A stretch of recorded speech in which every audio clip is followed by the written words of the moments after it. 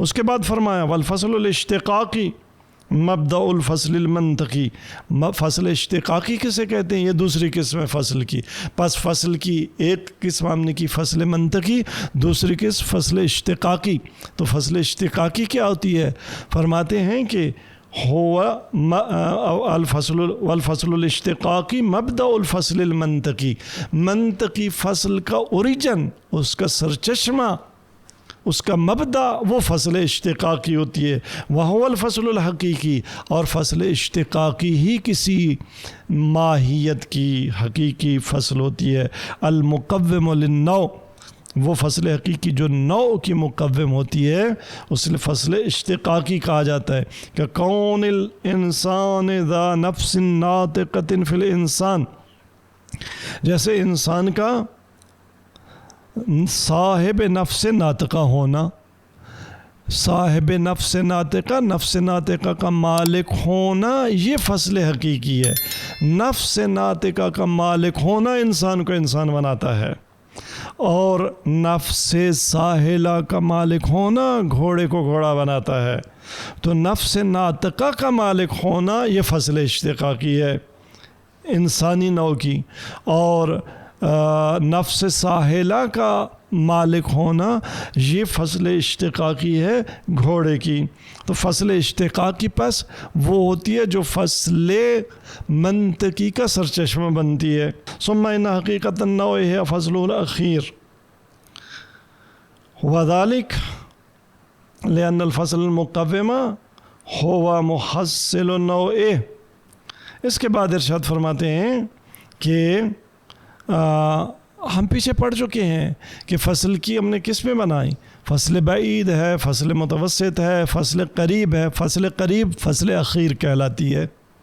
جیسے انسان کی فصول میں ہم بہت ساری فصول بیان کر سکتے ہیں، ہم کہہ سکتے ہیں الانسان حیوان حساس متحرک بالارادہ ناطق۔ اب ناطق کو سب سے ہم نے آخر میں استعمال کیا، اس سے پہلے ہم نے متحرک بالارادہ، اس سے پہلے ہم نے حساس کو استعمال کیا، تو اس کے بعد ہم نے جسم کو استعمال کیا۔ جسم کو اگر جنس بنا لیں تو حساس پہلی فصل یا فصل بعید، متحرک بالارادہ دوسری فصل یا فصل متوسط، اور ناطق تیسری فصل یا فصل اخیر ہوئی۔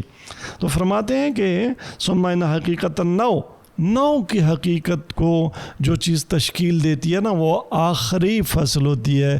جیسے ہماری مثال میں انسانی نوع کے لیے جو فصل اخیر یعنی ناطق ہے وہ انسان کی نوع کو نوع بناتی ہے اور انسان بناتی ہے۔ وذالک، کیوں آپ کہتے ہیں کہ فصل اخیر وہ حقیقت نوع تشکیل دیتی ہے؟ فرماتے لأن الفصل المقوم هو محصل النوع، کیونکہ جو فصل مقوم ہوتی ہے وہی اپنی نوع کو تحصل عطا کرتی ہے۔ فما اخذ فی اجناس و فصول الاخر علی نحو الابہام، تو اس کی جو دوسری فصلیں اور جنسیں ہوتی ہیں جیسے متحرک بالارادہ، حساس میں، یا حتی جنس یا اجناس آپ بناتے ہیں جسم میں، جوہر میں، ان میں جو مطلب ماخوذ ہوتا ہے علی نحو الابہام تو وہ کیا ہوتا ہے؟ ماخوذ فی علی وجہ التحصل۔ وہ فصل اخیر میں وہ اس میں ابہام نہیں ہوتا بلکہ اس میں کلیرٹی ہوتی ہے، اس میں تحصل ہوتا ہے، اس میں تشخص اور تعین ہوتا ہے۔ ناطق اس جسم کو، اس حیوان کو، اس حساس کو، اس متحرک بالارادہ کو آ کے آئیڈینٹیفائی کر دیتا ہے کہ یہاں یہ انسان ہے، تو ناطق اس کو آئیڈینٹیفائی کر رہا ہے انسان میں۔ لہٰذا فصل اخیر کیا ہوتی ہے؟ وہی ایک نوع کی مقوم ہوتی ہے۔ وَيَتَفَرَّعُ عَلَيْهِ أَنَّ هَذِهِيَّةَ النَّوْعِ بِهِ، اس آخری بات پر کہ فصل اخیر وہ مقوم ہوتی ہے نوع کی، وہ محصل ہوتی ہے نوع کی۔ نوع اگر حاصل ہوتی ہے تو اس کی وجہ سے، نوع اگر نوع بنتی ہے تو فصل اخیر کی وجہ سے۔ اس پر ایک اور مطلب جو بطور فر لایا گیا ہے اور حاصل ہوتا ہے وہ یہ ہے کہ ان ھذیۃ النوع بہ، کسی بھی نوع کا یہ نوع ہونا، انسان کا انسان ہونا، گھوڑے کا گھوڑا ہونا، یہ اسی فصل اخیر کی وجہ سے اور اس کے ذریعے ہوتا ہے۔ انسان ہے تو ناطقیت کی وجہ سے اور صاحب نفس ناطقہ ہونے کی وجہ سے، اور گھوڑا اگر گھوڑا ہے، گدھا نہیں ہے، اونٹ نہیں ہے، بکری نہیں ہے، فلانی ہے تو نفس ساحلہ کا مالک ہونے کی وجہ سے ہے۔ فنوعیت النوع محفوظۃ بے، بنابراً کسی بھی نوع کی نوعیت فصل اخیر کے ذریعے محفوظ ہوتی ہے۔ ولو تبدل بعض اجناس، چاہے بعض اجناس تبدیل بھی ہو جائیں، آپ انسان کی بعض اجناس کو تبدیل کر دیں۔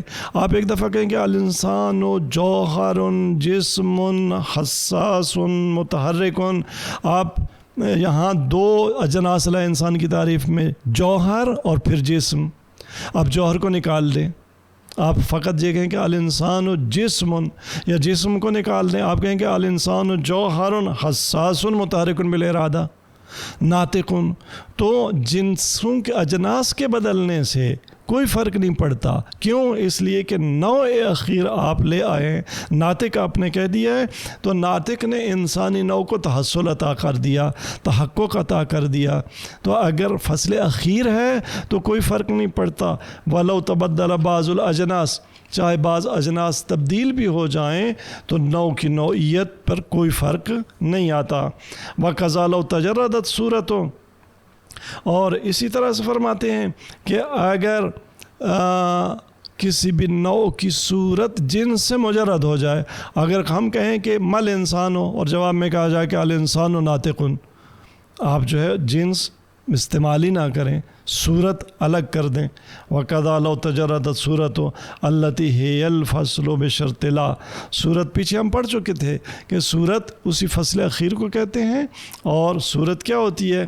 الَّتِي هِيَ الْفَصْلُ بِشَرْطِ لَا، جب فصل بشرط لا ہوں تو اسی کو ہم کہتے تھے صورت۔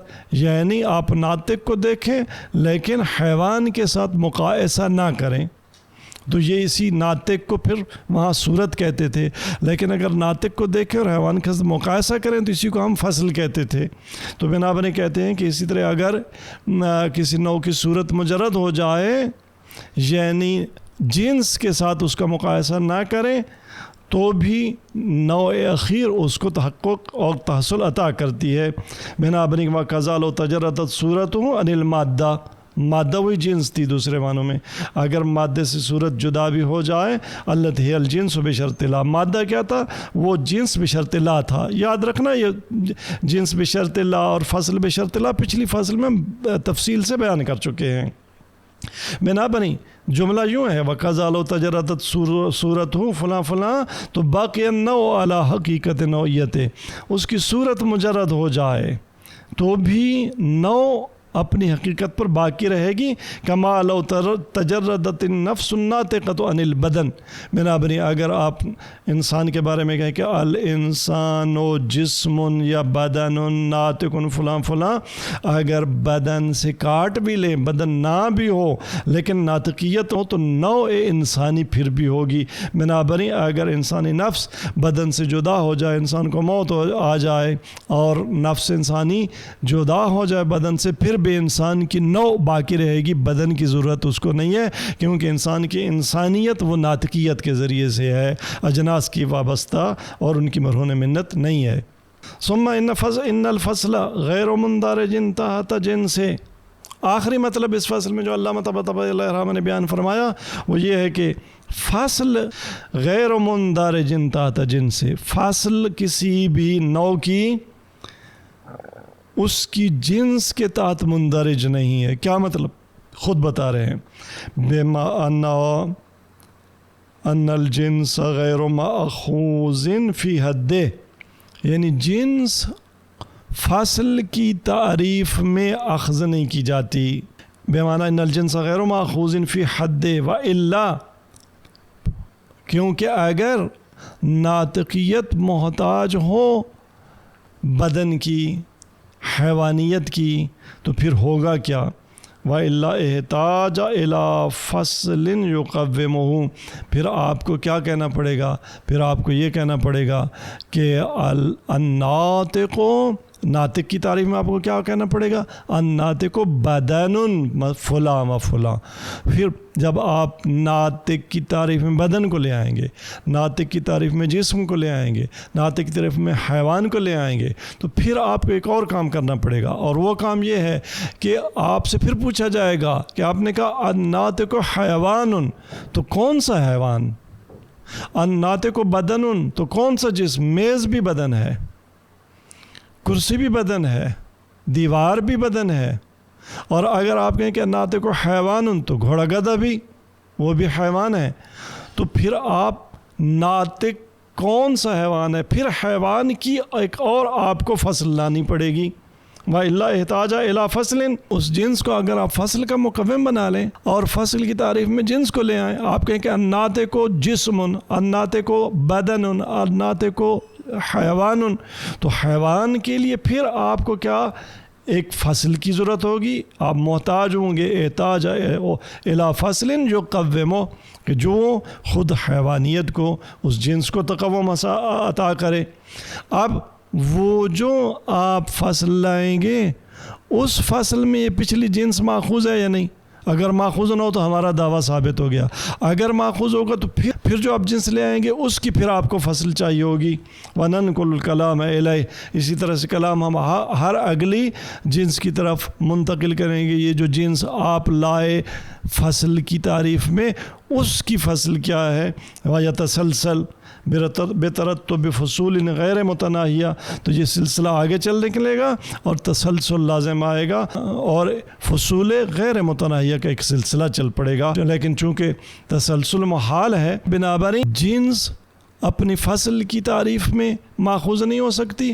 اور دوسری بات، اگر جنس اپنی فصل کی تعریف میں ماخوذ ہو اور تسلسل محال نہ ہو تو پھر کبھی بھی کوئی فصل وہ حاصل نہیں ہوگی، کیونکہ اس کی جنس مبہم ہوگی. جب تک جنس مبہم ہوگی تو خود فصل بھی مبہم ہوگی، اور جب تک فصل مبہم ہوگی تو نوع تحقق نہیں پائے گی.